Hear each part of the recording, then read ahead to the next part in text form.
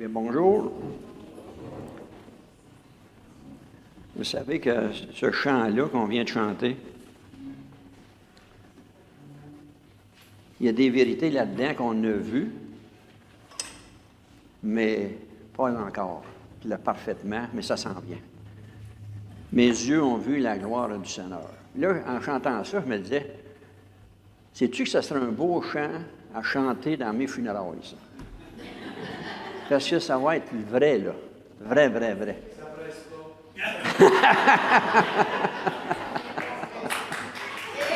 pas. Non, je suis d'accord avec toi, mais tu sais, il faut prévoir d'avance.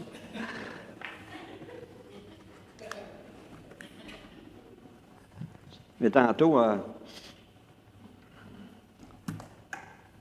c'est ça, on va commencer par un mot de prière, ensuite, on va aller dans la parole. Père éternel, tantôt on a chanté que tu es le chemin, la vérité et la vie.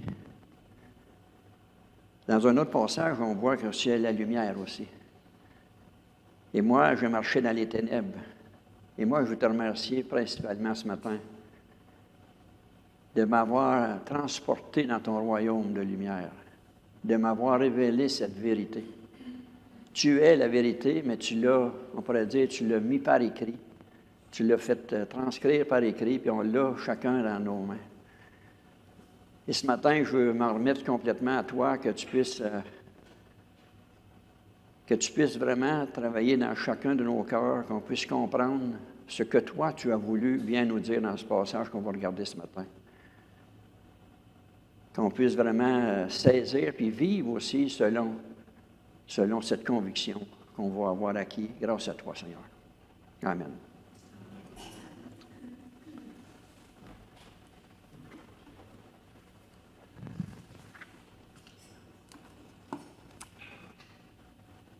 Il y a quelque temps, on avait regardé ensemble. Là, souvent, je retourne en arrière pour faire sûr, si vous vous rappelez. Mais je ne vous poserai pas de questions. Mais on avait regardé le chapitre 8 de l'Épître aux Romains. Le début du chapitre 8 de l'Épître que Paul avait écrite aux chrétiens de Rome. Puis le dernier verset qu'on avait vu ensemble, c'est le verset 17. Puis ce verset-là, il débutait par une très belle puis bonne nouvelle. Il faisait mention que si nous sommes enfants, puis dans le contexte, c'est bien question, bien sûr, d'enfants de Dieu. Donc, si nous sommes enfants de Dieu, nous sommes aussi devenus héritiers de Dieu, co-héritiers de Christ. Croyez-vous ça, que ce n'était pas une nouvelle encourageante, ça? Enfants de Dieu. Moi, mon père, je ne l'ai presque pas connu.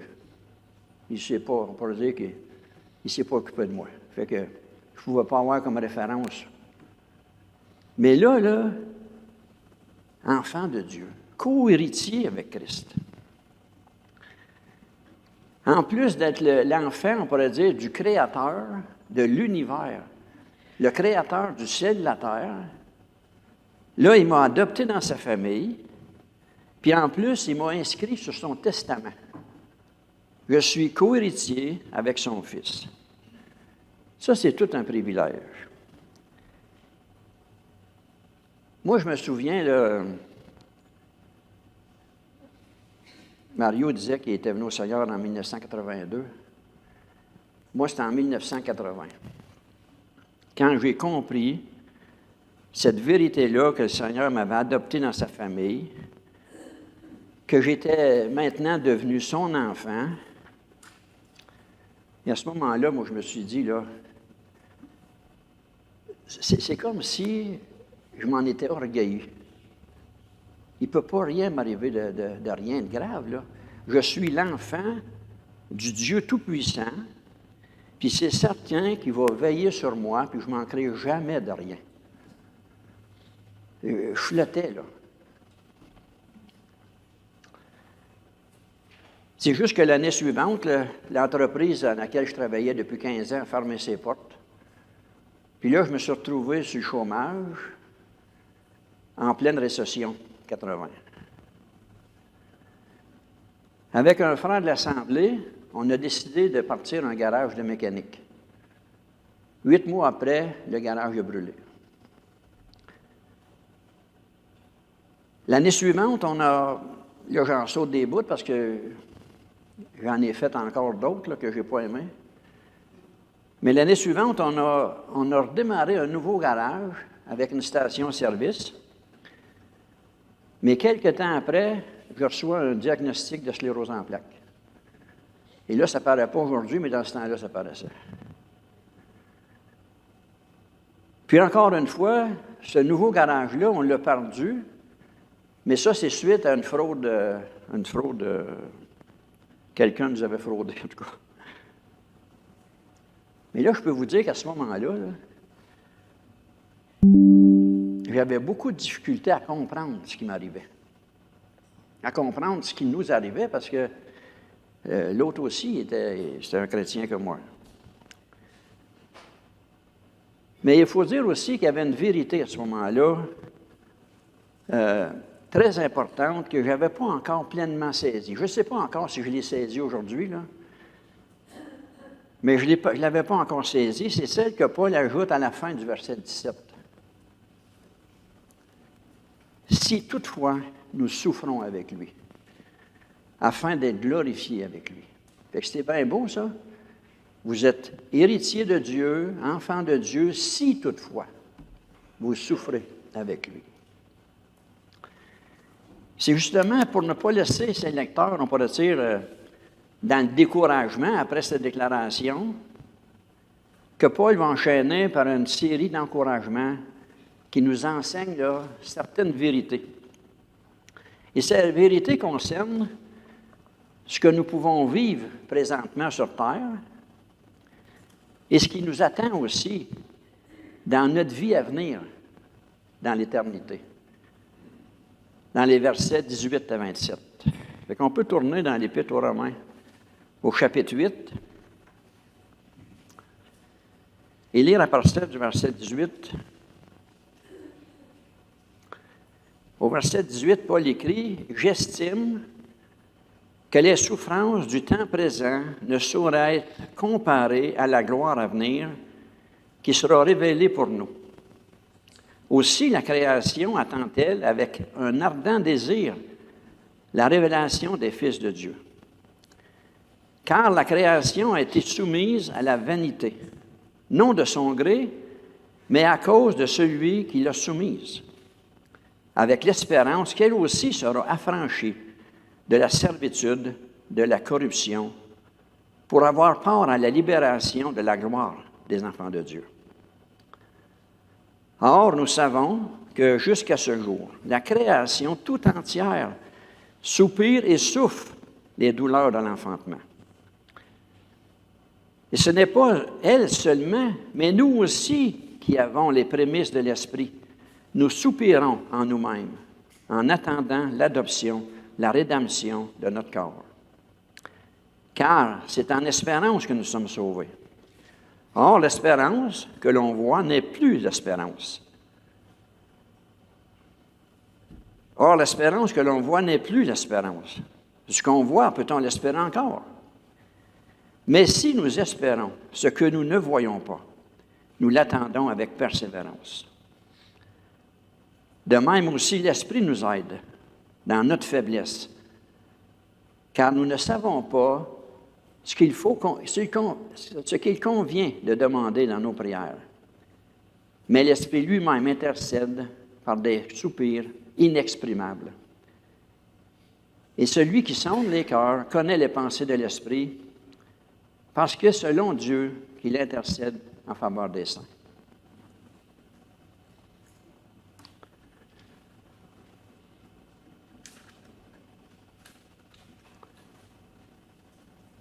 Donc, dans un premier encouragement qu'il nous donne au verset 18,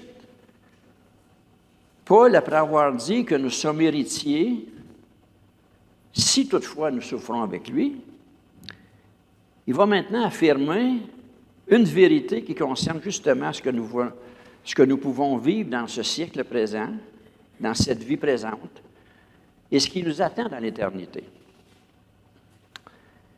Au verset 18, Paul écrit qu'il estime, ou on pourrait dire en d'autres mots qu'après avoir évalué les faits, pesé les pour et les contre, qui serait basé principalement sur ce que lui a vu dans sa vie, sur ce que lui-même a vécu, et sans doute aussi basé sur des révélations qu'il a eues, peut-être aussi quand il a été transporté au troisième ciel.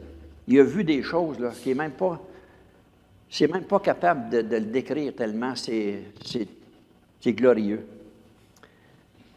Mais après avoir vu ça, après avoir calculé toutes ces choses-là, il dit qu'il n'y a aucune mesure qui pourrait être comparable, c'est-à-dire entre les souffrances de la vie présente, entre les souffrances qu'on peut endurer dans cette vie présente, puis la gloire à venir qui va nous être révélée bientôt.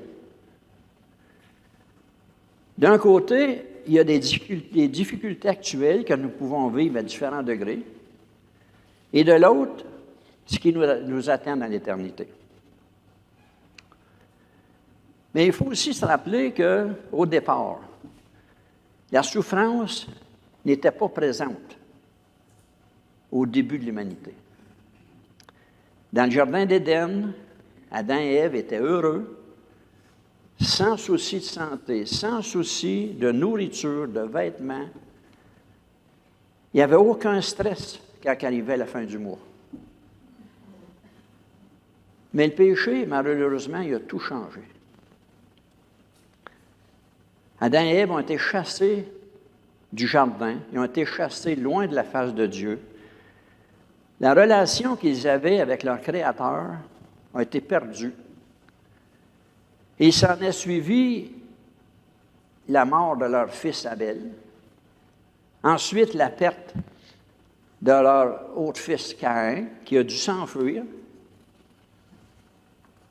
Et si vous avez vu ou lu un peu ce qui s'est passé dans l'Ancien Testament, vous avez sûrement pu constater que la souffrance que le genre humain a pu endurer, toute la souffrance que le genre humain a endurée, souffrance d'ailleurs qui a affecté toute la création. Et on n'a pas à nous attarder bien longtemps à écouter les nouvelles ou à aller regarder à la télévision les nouvelles pour s'apercevoir que chaque jour, les souffrances sont présentes dans notre monde. Et on ne peut pas dire non plus que Paul n'était pas au courant des souffrances qu'il y avait dans le monde, ni des souffrances que les chrétiens enduraient à ce moment-là. Parce que lui-même en énumère plusieurs qu'il a subi lui-même dans 2 Corinthiens 11, 24. Et là, il mentionne que 5 fois, il a reçu des Juifs, ça c'est ses frères de race, 40 coups moins 1. 3 fois, il était battu de verge. 1 fois, il a été lapidé. 3 fois, il a fait naufrage. Et il a passé 3 jours et 3 nuits dans l'abîme. Il continue en disant, fréquemment en voyage, il a été en péril sur les fleuves, en péril de la part des brigands, en péril de la part de ceux de sa nation, en péril de la part des païens, en péril dans les villes, en péril dans les déserts, en péril sur la mer et en péril parmi les faux frères. Il mentionne aussi qu'il a été dans le travail et dans la peine, exposé à de nombreuses veilles, à la faim, à la soif, à des jeûnes multipliés, au froid et à la nudité. Et sans parler des autres choses, il était assiégé chaque jour par les soucis que lui causaient les Églises. Et malgré tout ça, tout ce qu'il a pu endurer, Paul va mentionner dans 2 Corinthiens 4, 17, que les légères afflictions du moment produisent pour nous, au-delà de toute mesure, un poids éternel de gloire. Pour lui, c'était des légères afflictions. Je ne sais pas, nous, comment on les aurait qualifiées, ces affaires-là. Et si on regarde aussi les premiers chrétiens, qu'est-ce qu'ils ont dû subir? Moi, ce que j'ai pu voir, là, puis je n'ai pas regardé bien longtemps, là, mais certains ont été assis sur des sièges de métal qui avaient été chauffés. D'autres ont dû combattre contre les gladiateurs, jetés au lion, dans le feu, décapités, écartelés. Ils ont souffert de la faim, de la soif. Ils ont été mis en prison. Même que dans certains pays, encore aujourd'hui, ça se passe. Pas tout de même à l'extrême comme on a vu dans le passé, mais il y en a encore les souffrances. Mais c'est bien entendu que nous, aujourd'hui, en tout cas en Amérique du Nord, là, on ne peut pas comparer nos souffrances à celles de Paul puis à celles des premiers chrétiens. Mais quand même, chacun a ses luttes, chacun a ses combats. Chacun combat pour le bon combat de la foi. On fait face à la maladie, on fait face au découragement, à la perte d'un être cher, au rejet, les inquiétudes, nos combats intérieurs. Mais probablement aussi que Paul, il a utilisé cette image-là pour comparer la gloire qui s'en venait, la gloire à venir, parce que la gloire qui est à venir, là, c'est extrêmement difficile à mettre en mots pour nous. On ne la voit pas. Fait que pour qu'on prenne conscience de cette gloire qui s'en vient, il a utilisé le pire, on pourrait dire, de l'autre côté, avec tout ce qu'on pourrait avoir comme souffrance ou comme épreuve, pour dire, bien, quand on fait face à ça, imagine-toi qu'est-ce qui nous attend. Si c'est le contraire au complet, là.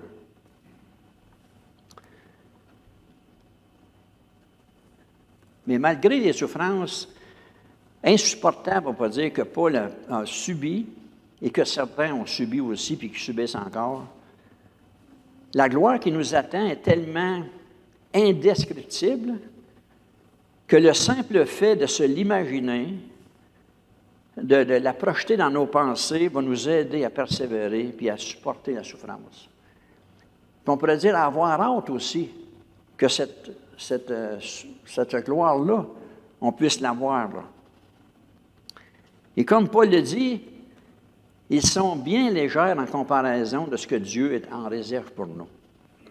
Puisque la gloire qu'on va avoir dans l'éternité, mais le mot le dit, elle est éternelle.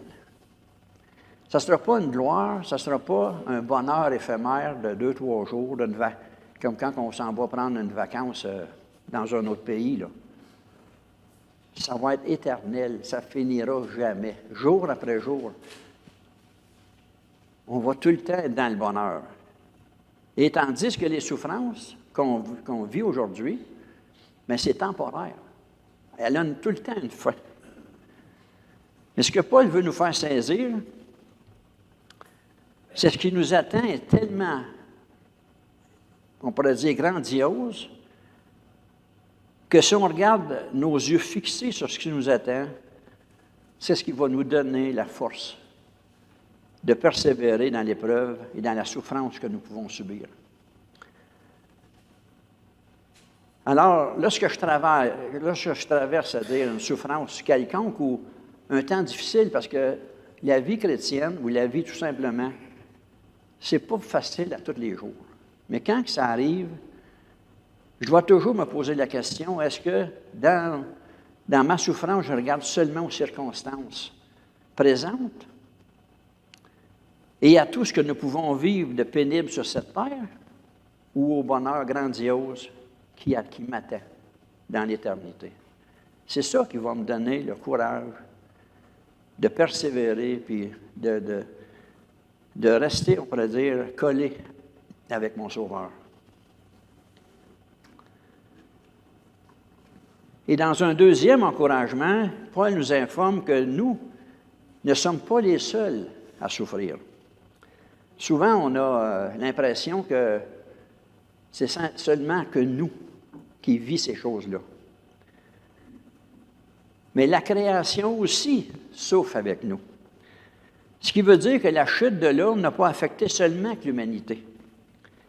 Puisque Paul mentionne au verset 19 que la création attend avec un ardent désir, ou on peut le dire avec impatience, la révélation des fils de Dieu. Ce n'est pas seulement que nous, ce qui attend ça. Ce qui laisse entendre aussi que toute la création aussi a été affectée. Et lorsque la création, on parle de création, c'est-à-dire on peut parler de tout l'univers. Mais en particulier, je pense que Paul il fait mention ici, c'est surtout ce qu'on peut voir ici sur la terre. Tout ce qui a été affecté par le péché.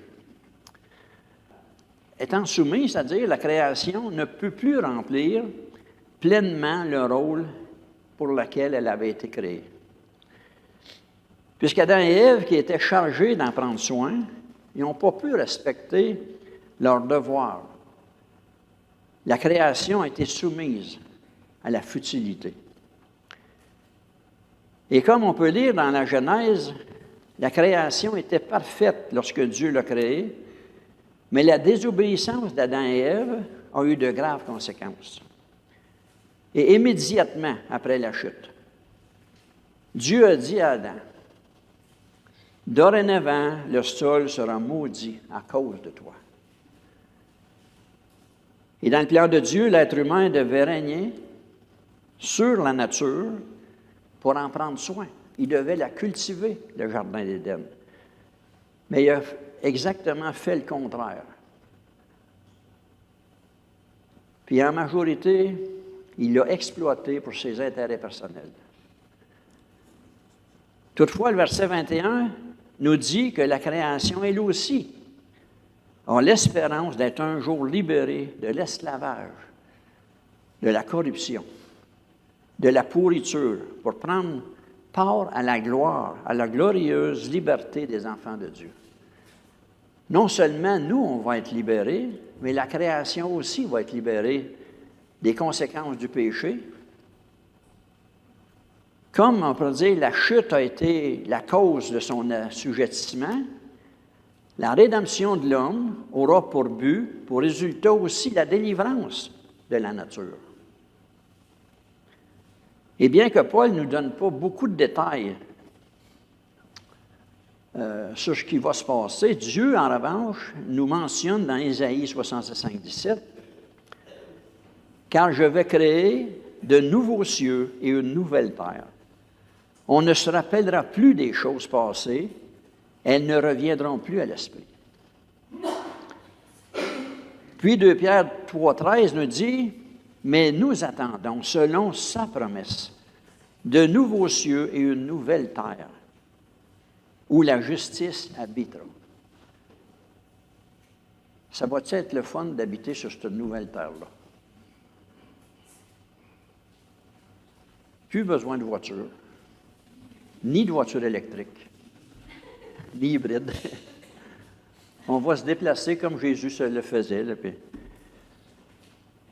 Mais toute la création, elle va être transformée pour retrouver, on pourrait dire, les conditions dans lesquelles elle avait été créée au commencement, avant la chute.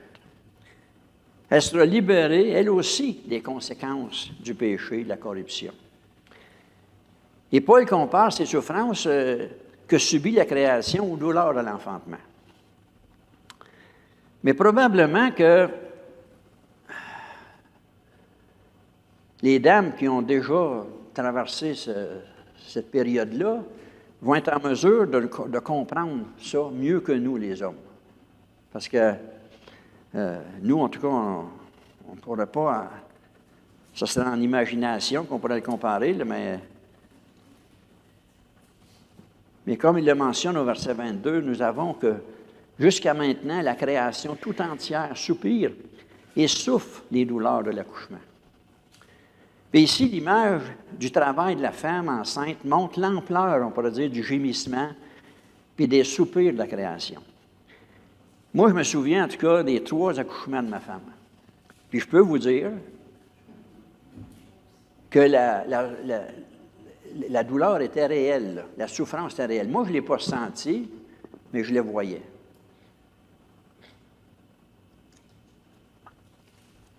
quand une femme accouche, là, en tout cas plusieurs, la douleur est vraiment réelle. Mais elle annonce quelque chose encore de plus glorieux. Parce que la femme qui est sur le point d'accoucher et qui sera bientôt livrée est émerveillée de voir son nouveau-né arriver. Fait que c'est un peu l'image qu'on a aussi des souffrances de la création. Ça veut dire qu'il y a quelque chose qui s'en vient de plus glorieux, là. Comme on dirait que la femme, après qu'elle a accouché, elle oublie tout ça. Toutes les douleurs pour se consacrer aux nouveautés. Puis nous autres, c'est ça, on ne se souviendra plus des douleurs. On ne se souviendra plus, on va être dans une nouvelle terre. Ce qui veut dire là, que lorsqu'on voit aussi la souffrance, la détresse dans le monde, les injustices, la dégradation, il ne faut surtout pas perdre de vue et aussi se rappeler que ce n'est pas la fin de l'histoire, mais simplement le début et la continuité de notre histoire avec Dieu.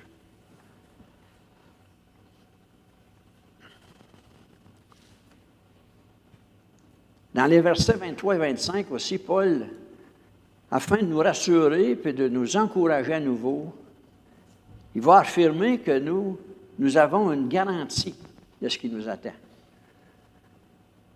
Parce que là, qu'est-ce qu'on a lu jusqu'à maintenant? Oui, on le croit. Mais est-ce que c'est vraiment vrai, là? Est-ce que c'est vraiment vrai? Mais dans ces versets-là, Paul, il nous donne une garantie. Puis même si l'être humain fait partie de la création, puis soupire après la délivrance, Paul veut quand même faire une distinction entre le chrétien puis le restant de la création. Il mentionne au verset 23, « Mais nous aussi, nous avons les prémices de l'Esprit. Nous soupirons en nous-mêmes en attendant l'adoption, la rédemption de notre corps. » Paul veut nous démontrer ici, à nous les croyants, qu'il y a une distinction entre nous et le reste de la création, puisque, comme il le mentionne, c'est simplement nous qui avons ces prémices de l'Esprit-là. Ce que le reste de la création ne peut pas avoir. Et le terme prémisse, là, ça signifie que l'Esprit se trouve à être un premier raconte de ce qui nous attend. Fait que pour ceux qui ont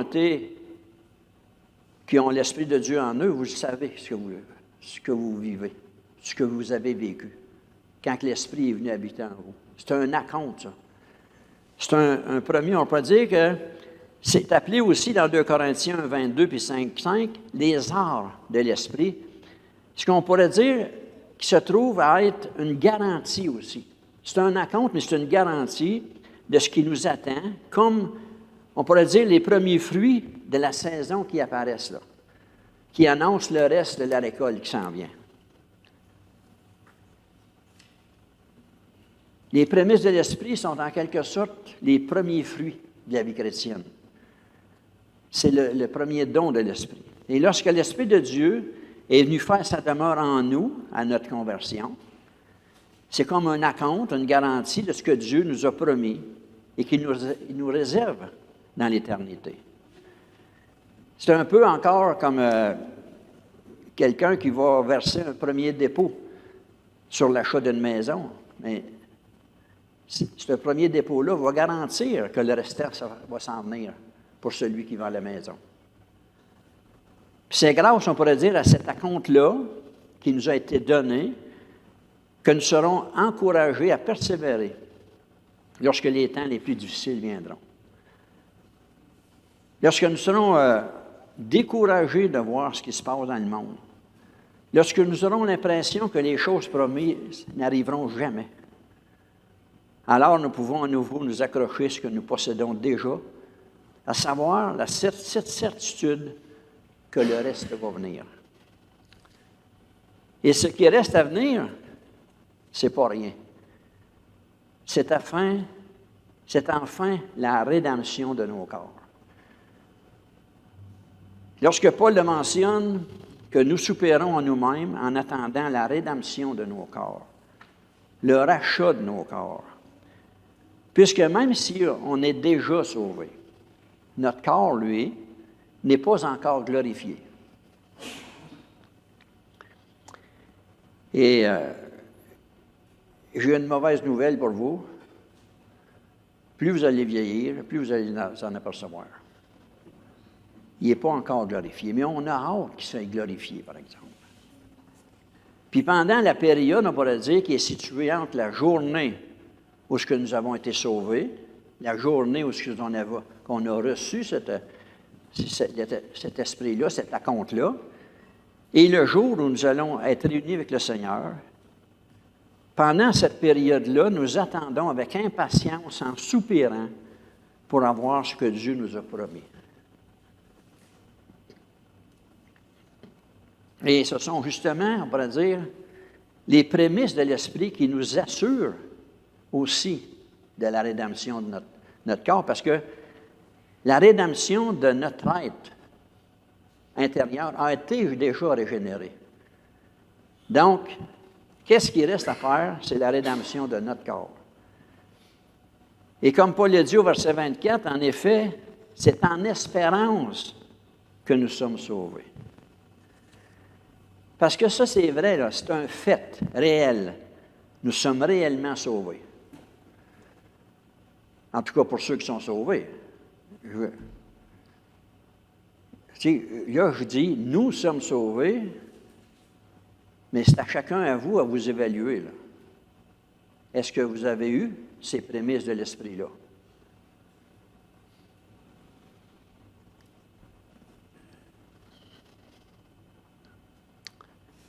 Fait que, comme je viens de dire, c'est un fait, nous sommes réellement sauvés, mais tout cela reste en espérance.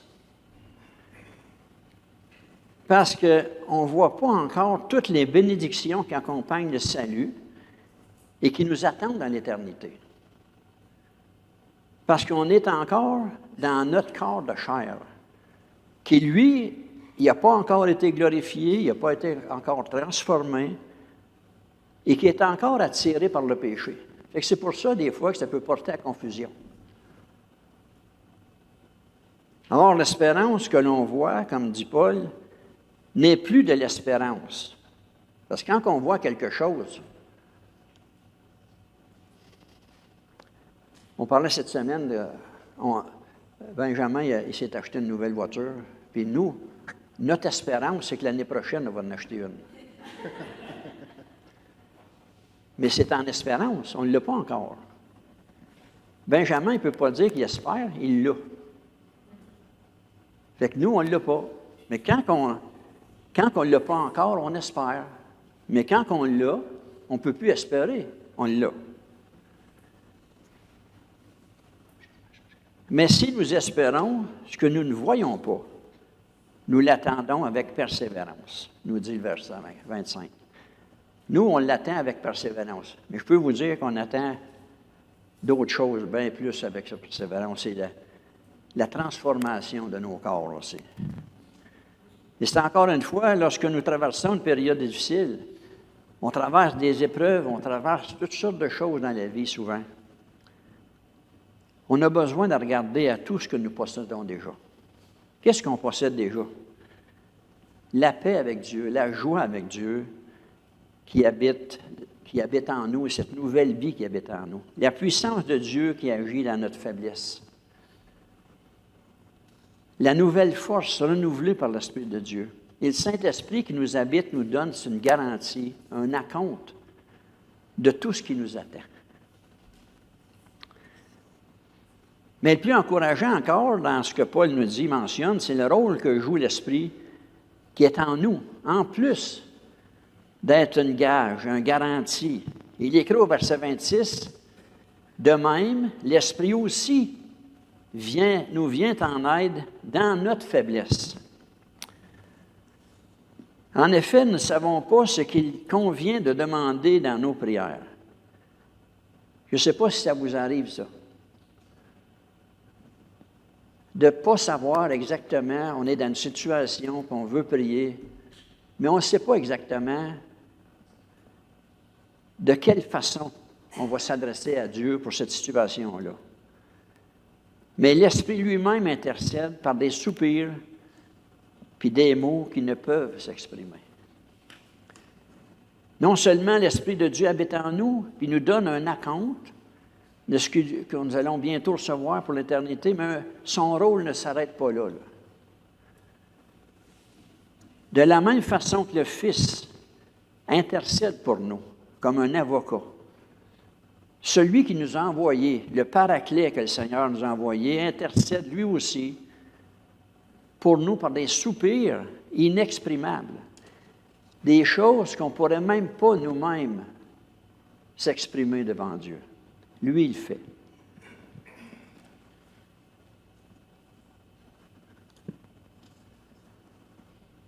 Comme je viens de dire, on ne sait pas toujours de quelle façon, quelles sont les bonnes paroles à amener devant Dieu, mais celui qui sonde les cœurs connaît les pensées de l'Esprit parce que c'est en accord avec lui qu'il intercède en notre faveur. Dans 1 Corinthiens 2, 10 et 11, Paul mentionne que l'Esprit de Dieu sonde tout, même les profondeurs de Dieu. Et là, il pose la question, qui donc parmi les hommes sait ce qui concerne l'homme, si ce n'est l'Esprit de l'homme qui est en lui? Tu sais, nous, on se connaît un peu. Mais comment je peux savoir, moi, ce que Marcel pense à ce moment? Il y a juste Marcel qui connaît ça. Comment vous pouvez savoir qu'est-ce que je pense? Il y a juste moi qui connais ça. Mais de la même façon, c'est de cette façon-là qu'il fait le lien avec l'Esprit de Dieu. Comme il dit, si donc parmi les hommes, qui sait ce qui concerne l'homme si ce n'est l'Esprit de l'homme? De même, personne ne connaît ce qui concerne Dieu si ce n'est l'Esprit de Dieu. Et ça, c'est vraiment rassurant pour nous de savoir que l'Esprit de Dieu lui-même intercède pour nous, puis que lui sait exactement ce qu'il doit demander à notre place.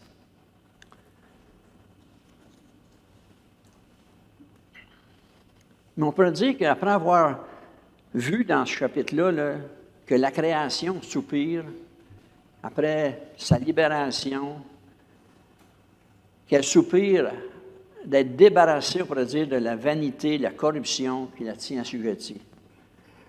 Après avoir vu aussi que les croyants aussi soupirent après la rédemption de leur corps.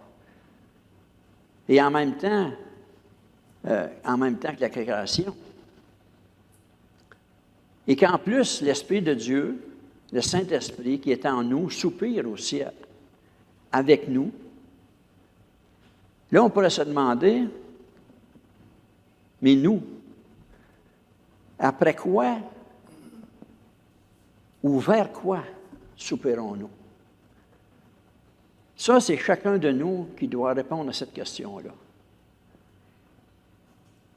Puisque peu importe les souffrances que nous endurons, ou que nous avons endurées ou que nous endurerons dans le futur, la gloire qui nous attend est une garantie de toute notre espérance les plus merveilleuses. La création attend le renouvellement de toutes choses. Nous soupirons après la résurrection de nos corps. Et l'Esprit de gloire qui nous aide à savoir quoi demander dans nos prières pour qu'on puisse atteindre. Ce qui veut dire qu'on doit s'encourager mutuellement. Parce qu'un jour, tous ces soupirs-là disparaîtront. Ils vont faire place à la gloire. Et la vraie liberté avec nos corps transformés et glorifiés. Est-ce qu'on a hâte à ce jour-là? C'est sûr que oui, mais comme André disait tantôt, ça ne presse pas. Mais, puis plus qu'on est jeune, on veut vivre notre vie aussi. Mais je peux vous dire que je ne la repousserai pas trop loin. En tout cas, c'est pas moi qui décide, là. Mais Mais avant toute chose, là, avant de se demander si on a hâte à ce jour-là, avons-nous, chacun de nous, cette assurance devant la mort? Ça, si vous avez des doutes, venez nous, bien, pas juste venez me voir moi, il y en a beaucoup dans l'Assemblée qui peuvent répondre à cette question-là ou qui peuvent vous aider à trouver la réponse. Mais si vous n'avez pas cette certitude-là, je vous prie de ne pas quitter cette salle sans l'avoir, l'assurance. On va prier. Père éternel, encore une fois, je veux te remercier pour ta parole qui nous donne cette assurance. Qui nous donne cette assurance que qu'est-ce qui nous attend dans l'éternité? C'est inimaginable comparé aux pires souffrances, aux pires tortures que n'importe qui a pu endurer ou pourra endurer sur cette terre. Et c'est certain qu'on ne court pas après les épreuves, on ne court pas après la mort, on ne court pas après la souffrance, mais on court après cette glorieuse espérance que tu nous garantis par ton esprit qui est déjà en nous. Et tu connais chacune des personnes qui est ici, toi. Tu connais si chacune des personnes a déjà cet acompte-là en lui. Et je te prie, Seigneur, pour ceux qui ne l'auraient pas, que tu puisses leur donner un doute et qu'ils puissent vraiment se poser des questions, s'ils puissent vraiment demander de l'aide, demander des réponses avant de sortir d'ici. Merci, Seigneur, pour ton encouragement et que cet encouragement-là ne soit pas seulement que ce matin, mais qu'elle puisse nous accompagner tout le tournant de notre vie. Amen.